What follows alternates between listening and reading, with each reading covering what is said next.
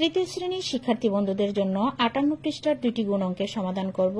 12কে 24 দিয়ে গুণ করতে বলা হয়েছে। প্রথমে আমরা এককের গড়ের অঙ্কটা দিয়ে শুরু করব, অর্থাৎ এটা হচ্ছে গুণ্য আর এটা হচ্ছে কিন্তু গুণক।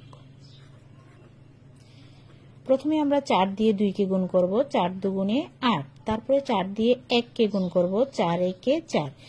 এখন একটি অঙ্কের গুণ করা হয়েছে, তাই আমরা এখানে একটি শূন্য দিব। এবার 2 দিয়ে 2কে গুণ করব, 2 দুগুণে 4। 2 দিয়ে 1কে গুণ করব, 2 একে 2। এবার একটি দাগ দিয়ে যোগ করব, 8 এর 8, 4 আর 4 যোগ করলে 8, 2 এর 2। এবার আমরা 2 নম্বর অঙ্কটি সমাধান করব। 6 দিয়ে প্রথমে 3কে গুণ করব, 6 এর নাম তো আমরা 3 পর্যন্ত পড়ব। 3 6 18, 18 8 হাতে আছে 1। 6 এর নাম তো 6 পর্যন্ত পড়ব। 6 6 36 আর 1কে 37। এবার এক গড়ের গুণ করা হয়েছে, এক গড় এ শূন্য দিব। এবার 1 দিয়ে 3কে গুণ করব, 3 একে 3। 1 দিয়ে 6কে গুণ করব, 6 একে 6। 8 এর 8, 7 3 10 এর 0 হাতে আছে 1। 6 এর 1কে 7, 7 3 10।